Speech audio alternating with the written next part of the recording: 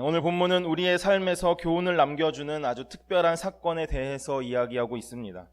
이스라엘 백성들은 하나님의 놀라우신 사랑과 은혜로 하늘의 양식을 공급받았습니다. 그리고 이제 새로운 장소 르비딤에 이르게 되었습니다. 그런데 또다시 새로운 문제가 발생하게 된 것입니다. 그것은 바로 마실 물이 없다라는 것입니다. 우리가 잘 알듯이 문제를 해결하는 이스라엘 백성들의 첫 번째 반응은 원망과 불평이었습니다. 그리고 사랑에 있어서는 언제나 약자이신 하나님께서는 모세에게 호렙산의 한 반석을 명하셔서 지팡이로 그 반석을 내리치라라고 명령하셨습니다. 모세가 하나님의 명령을 따라 그 반석을 향해 지팡이로 내리치자 거대한 반석이 갈라졌고 생수가 강같이 쏟아지는 놀라운 기적의 사건이 일어나게 되었습니다. 그때 그 신령한 생수를 낸 반석, 이 깨어진 반석은 십자가에서 버림받으시고 산산이 깨어지신 예수 그리스도를 상징적으로 보여주는 것입니다. 그리고 그 깨어진 반석으로부터 쏟아져 나온 그 신령한 생수는 주님께서 십자가에서 죽으심으로 우리에게 허락된 성령을 상징적으로 보여주고 있는 것입니다. 그런데 바로 그때에 아말렉이 쳐들어왔습니다.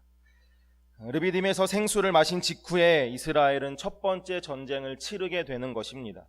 출애굽 이후에 첫 번째 전쟁을 경험하게 되는 것입니다. 이스라엘 백성이 애굽에서 종살이하던 그때에는 그들은 단 한 번도 그들에게 주어져야 할 그 자유를 누리기 위해서 싸워볼 경험조차도 기회조차도 없었습니다. 그런데 그들이 깨어진 반석 사이에서 강같이 흐르는 그 생수를 마시자마자 그들에게 아말렉 군대가 쳐들어온 것입니다. 우리의 삶도 마찬가지입니다. 우리가 십자가 앞에서 이제는 내가 산 것이 아니고 예수 그리스도로, 내 안에 계신 예수 그리스도로 사는 것입니다 라고 고백하기 이전에 성령께서 우리에게 주시는 그 생수를 받아 먹기 이전에는 우리 안에는 어떠한 영적인 전쟁도 없다라는 것입니다. 거룩을 위해 싸울 필요도 없습니다. 진리의 길을 가기 위해 세상이 주는 성공과 보장된 안위를 거절할 필요도 없습니다. 왜냐하면 우리는 죄의 종이었고 하나님과는 상관없는 자들이었기 때문입니다. 이러한 사실을 비춰보았을 때 우리 안에 있는 많은 갈등과 번민은 그러면 무엇을 의미하는 것일까요?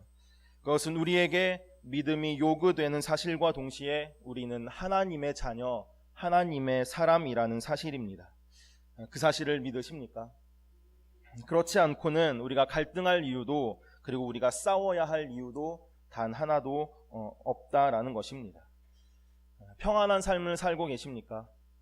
그 평안이 하나님을 신뢰하고 하나님을 의지하는 이 영적인 싸움 속에서 주어지는 그 샬롬, 그 평안이 아니라 우리 속에 그저 어떠한 싸움도 존재하지 않는 그 사실 자체로 인한 평안이라면 우리는 절대로 기뻐하지 말아야 합니다. 왜냐하면 그것은 우리의 존재가 사단의 진영에 어떠한 위협도 되고 있지 않다라는 것을 반증하고 있기 때문입니다. 그냥 그 상태 자체가 영적 깊은 수면 상태에 있기 때문에 사단의 세력이 우리를 대항해서 어떠한 힘을 쓸 필요가 없다라는 것입니다. 바라기는 저와 우리 모두가 이 사단의 블랙리스트에 정말 중요한 사람들이기를 간절히 소원합니다. 우리의 존재가 세상 속에서 진리를 선포하고 다윗 시대의 다윗 한 사람으로 예배가 회복되고 또 출애굽 시대의 모세를 통해서 하나님의 언약이 성취되었던 것처럼 우리가 이 시대 가운데 이 나라와 이 열방 가운데 하나님 나라를 확장시키는 그 주역이 되기를, 그 믿음의 사람이 되기를 간절히 소원합니다. 그때 사단의 진영은 두려움에 떨게 되어 있습니다. 그러면 이 싸움이라는 것에서 중요한 것은 무엇일까요? 이 영적 싸움에서, 이 싸움에서 승리하기 위해서는 어떤 것이 가장 중요할까요? 그것은 나를 알고 적을 아는 것입니다. 오늘 이스라엘에게 시작된 첫 번째 전쟁의 적은 아말렉입니다. 그렇다면 우리는 이 아말렉이 누구인지를 아는 것이 필요합니다. 아말렉은 이삭의 아들이자 야곱의 쌍둥이 형제인 에서의 손자였습니다. 우리가 에서를 생각할 때 가장 먼저 생각나는 것이 무엇이 있습니까? 그것은 에서가 팥죽 한 그릇에 장자의 명분을 판 사람이었다라는 것입니다. 자신의 욕망을 해결하기 위해 영적인 약속과 축복을 가볍게 여기는 육의 세력을 대표하고 또 상징하는 인물이 바로 에서인 것입니다. 같은 어머니의 뱃속에서 하나님의 약속의 계보를 잇는 자손과 또 하나님의 사람을 대적하는 그 육의 자손이 공존하고 있었습니다. 이때 우리가 주목해야 할 사실이 한 가지 있습니다. 그것은 지금 오늘을 살아가는 우리 안에도 이 두 존재가 끊임없이 싸우고 있다는 것입니다. 인생을 살아갈 때에 가장 격렬하고 가장 힘들고 또 어려운 싸움이 있다면 그것은 어떤 싸움일까요? 외부로부터의 환경과 상황 속에 관계 속에서 일어나는 싸움일 수 있습니다. 그러나 더욱 끊임없이 우리 안에서 우리를 대적하며 하나님의 약속과 하나님의 나라를 대적하며 일어나는 육의 세력과의 싸움, 이 싸움이 우리의 인생길을 가장 고단하게 하고 힘들게 한다라는 것입니다. 에서가 느꼈던 그 강렬한 욕망이 우리 안에 여전히 있다라는 것입니다. 육신의 한계를 지금 당장 해결하고 싶어서 하나님께서 약속해 주시는 그 축복과 은혜를 포기하게 만드는 그 육신의 소욕과의 싸움이 우리 안에 여전히 있다라는 것입니다. 당장 이것이 없으면 죽을 것 같습니다. 못 참고 못 견딜 것 같습니다. 우리로 하여금 영적인 축복과 부르심의 약속을 내던지게 하는 바로 그것입니다. 에서의 후예들인 이 아말렉은 언제나 하나님 나라를 대적하고 또 하나님의 사람들을 공격하고 학대했던 사람들입니다. 우리가 너무나 잘 알고 있듯이 에스더서에서는 유대인을 말살하라 라는 유대인 말살 정책을 추진했던 하만이 바로 이 아말렉의 후예였습니다. 그들은 끊임없이 하나님의 나라와 하나님의 사람들을 대적하려고 일어났던 사람들이었습니다. 오늘 우리는 우리 안에 있는 이 아말렉을 보게 됩니다. 우리 자신 안으로부터 시작되는 자기의 이기심과 허영심, 성공에 대한 야망과 육신의 쾌락에 대한 도모, 하나님을 의지하지 않는 교만, 인간적인 모든 방법들을 말하는 것입니다. 우리는 우리 안에서 일어나는 이 육신의 아말렉과의 전쟁을 치르게 됩니다. 그것은 피할 수 없습니다. 그리고 하나님은 오늘 우리 가운데 너희는 그것을 위해 싸워라, 너희는 그것을 진멸하라 라고 말씀하고 계십니다. 하나님은 사울 왕에게 오늘 사건을 기억하면서 그들을 진멸하라 라고 말씀하십니다. 그런데 사울이 아각 왕을 살려두고 아말렉을 다 진멸하지 않는 사건이 벌어졌습니다. 하나님께 결정적으로 사울이 버림받게 되는 불순종과 불신앙의 사건이었습니다. 이후 사울이 누구의 손에 죽게 되었습니까? 바로 아말렉이었습니다. 사울은 나중에 아말렉과의 전쟁 속에서 스스로 자결을 하기는 하지만 망하게 되었습니다. 그의 아들들이 다 한자리에서 죽임을 당하게 되었습니다. 우리는 기억해야 합니다. 우리는 끊임없이 우리의 아말렉들과 대적해야 할 것입니다. 이 영적인 전쟁을 멈추지 말아야 합니다. 남은 것이 없도록 우리 안에 하나님 앞에 하나님이 기뻐하시지 않는 이 육신의 소욕들이 남지 않도록 계속해서 그 영적인 싸움을 하는 저와 우리가 될 수 있기를 소원합니다. 예수만 남고 나는 없는 인생, 예수로 살고 나는 죽는 인생을 살기를 소원합니다. 그렇지 않으면 언젠가 우리가 지키고자 했던 그 무엇인가로 인해 우리는 망하게 되어 있습니다. 예배 드릴 때마다 세상과 나는 간 곳 없고 오직 구속한 주만 보이는 그 은혜가 우리 가운데 충만하기를 간절히 소원합니다. 이스라엘 백성들에게 이제 본격적인 전쟁이 시작됩니다. 오늘 이 사건이 중요한 것은 하나님께서 우리에게 승리의 비결이 어디에 있는지를 말씀해 주시는 그 모형이 되기 때문에 그렇습니다. 우리 안에 끊임없이 일어나는 이 아말렉과의 전쟁에서 승리하기 위해서는 하나님께서 우리 가운데 주시는 전략이 무엇인지, 영적 전략이 무엇인지를 우리는 반드시 알아야만 하는 것입니다. 우리 함께 10절과 11절을 읽겠습니다. 10절과 11절입니다. 시작. 여호수아가 모세의 말대로 행하여 아말렉과 싸우고 모세와 아론과 훌은 산 꼭대기에 올라가서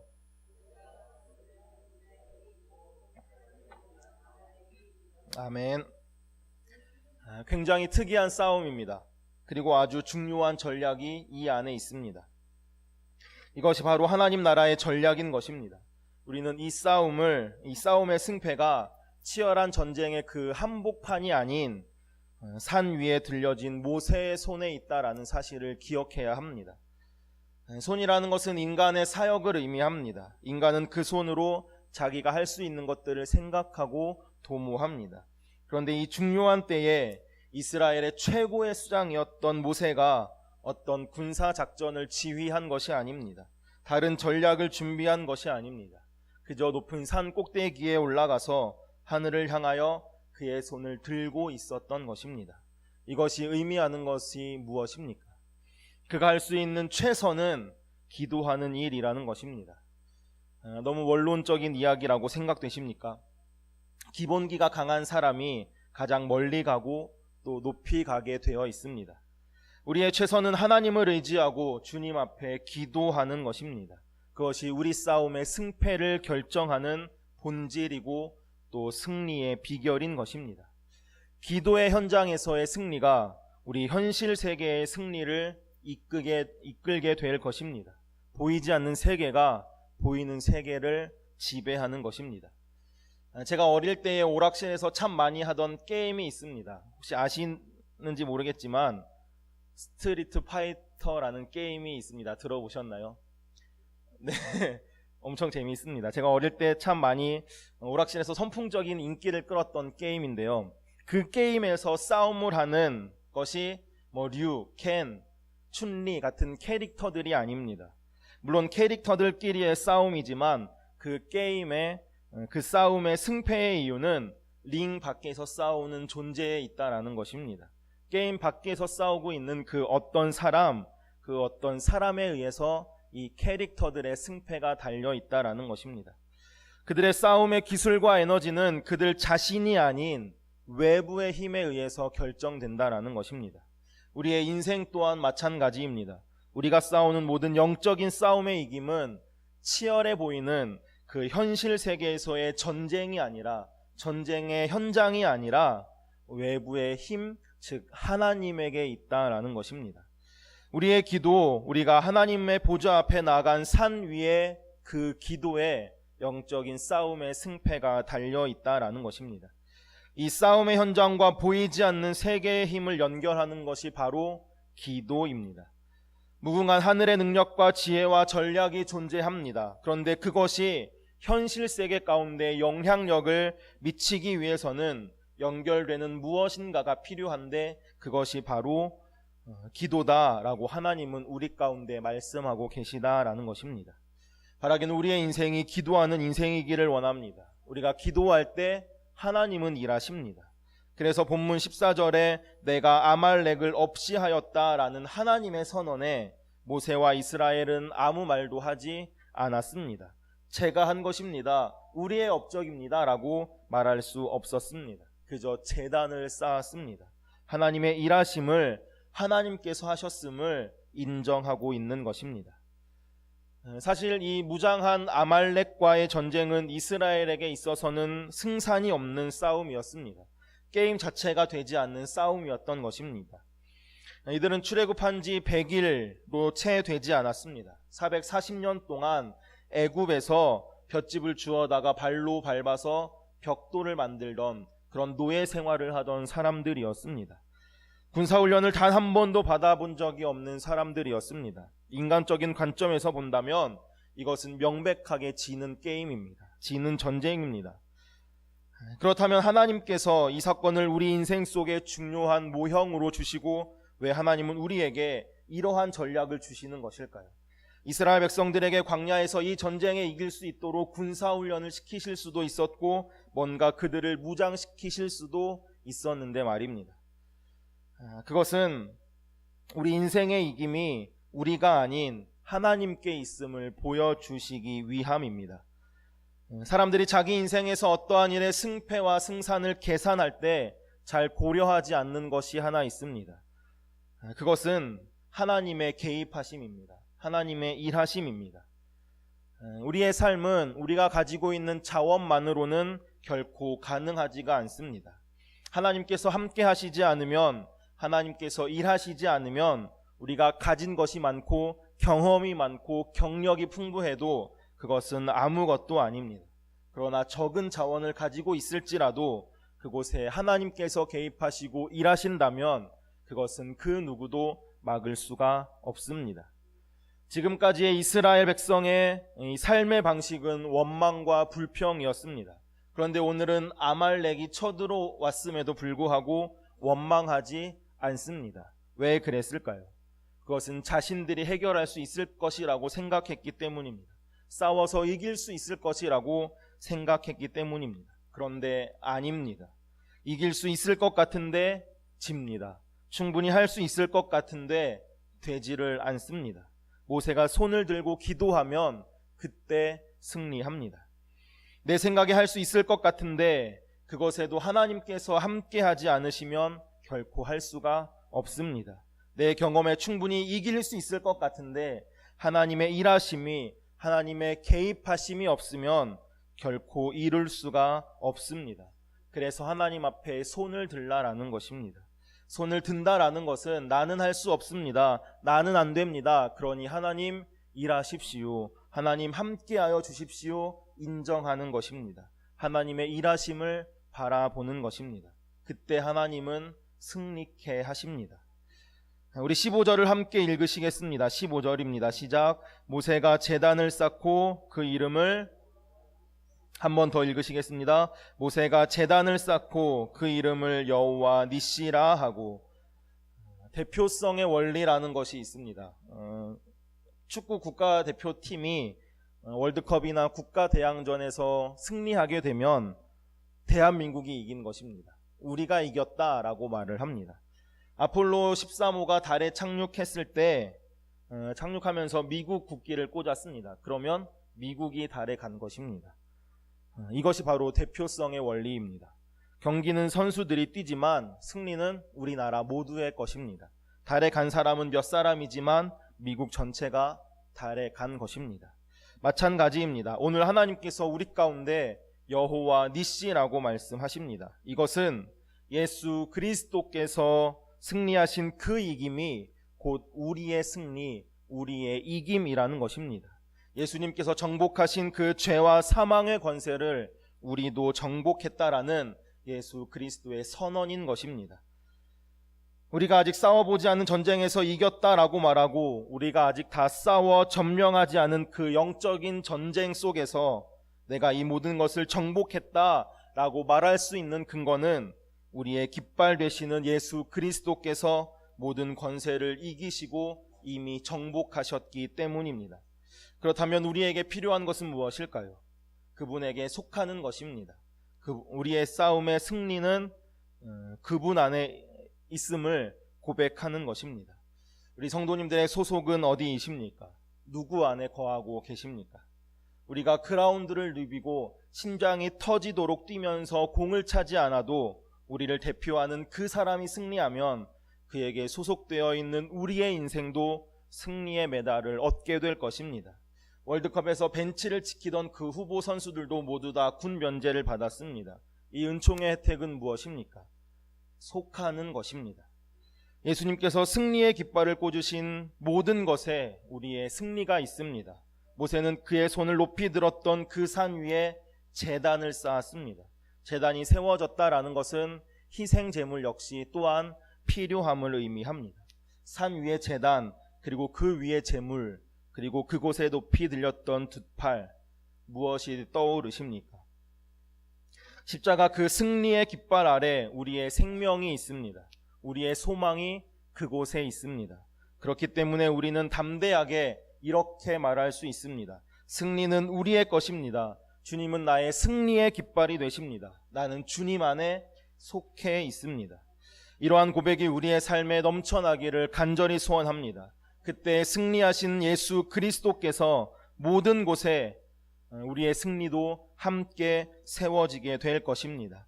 우리 함께 합심하여서 기도하시겠습니다. 기도하실 때에 하나님, 제가 하나님 앞에 두 손을 듭니다. 나의 모든 것을 의지하며 하나님 앞에 나아가오니 우리의 삶을 다스려 주옵소서. 우리의 삶을 승리케 하옵소서. 예수 그리스도께서 승리하신 그 승리가 우리의 승리가 되도록 인도하여 주옵소서. 함께 합심하여서 기도하시겠습니다. 하나님 감사합니다. 이 시간도 우리 가운데 말씀하시는 하나님의 은혜에 감사합니다. 하나님께서 이미 승리하셨기에 또한 우리가 승리함을 고백합니다. 하나님께서 우리의 승리의 깃발이 되어주시기에 그 승리의 깃발을 꽂으신 모든 것에 우리의 승리가 있음을 고백합니다. 하나님, 그 승리함을 바라보며 우리가 두 손 들고 주님 앞에 나아가오니 하나님, 우리의 삶을 다스려 주시고 우리와 함께하여 주옵소서. 우리의 모든 것을 주장하시고 주관하여 주옵소서. 두 손 들고 나아가는 우리 앞에 하나님의 그 일하심을 인정하며 나아가는 우리 앞에 하나님의 일하심을 바라보게 하시고 역사하심을 바라보는 믿음의 눈이 우리 가운데 열려지도록 인도하여 주옵소서. 하나님, 함께 하시지 않으시면 하나님, 우리 아무것도 할 수 없음을 고백합니다. 하나님, 일하시지 않으시면 우리 아무것도 아님을 고백하오니 철저히 하나님의 그 일하심 가운데, 하나님의 개입하심 가운데 하나님을 의지하며 바라보며 나아가는 우리가 되도록 인도하여 주옵소서. 그렇게 말씀하시는 예수 그리스도 앞에 우리의 무릎으로 나아가오니 하나님, 우리와 함께하여 주시고 날마다 동행하여 주시는 그 하나님을 우리 삶에 모시고 사는, 우리는 하나님께 속하는 삶을 살아가는 우리가 되도록 인도하여 주옵소서. 예수님께서 승리의 깃발을 꽂으신 모든 것에 우리의 승리가 있음을 고백합니다. 그 승리를 믿음으로 바라보며 우리의 두 손 들고 하나님 앞으로 나아가오니 우리를 다스려 주옵소서. 우리의 삶의 모든 부분에 하나님의 일하심이, 하나님의 역사하심이, 하나님의 개입하심이 있도록 날마다 동행하여 주옵소서. 예수 그리스도의 이름으로 기도합니다.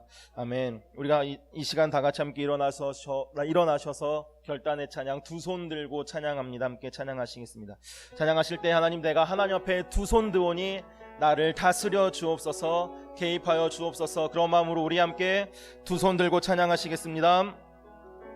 두 손 들고 찬양합니다. 두 손 들고 찬양합니다. 다시 오실 왕 여호와께 오직 주만이 나를 다스리네. 한 번 더 고백합니다. 두 손 들고 찬양합니다. 두 손 들고 찬양합니다.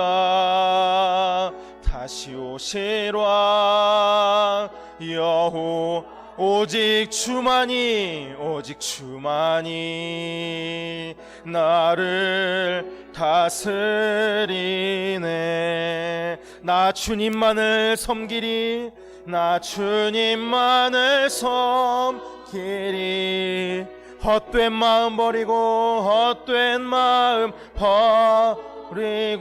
성령이여 내 영혼, 성령이여 내 충만하게 하소서, 충만하게 하소서. 주님 앞에 내 생명 드리리라. 나 주님만을 섬기겠습니다. 나 주님만을 섬기리.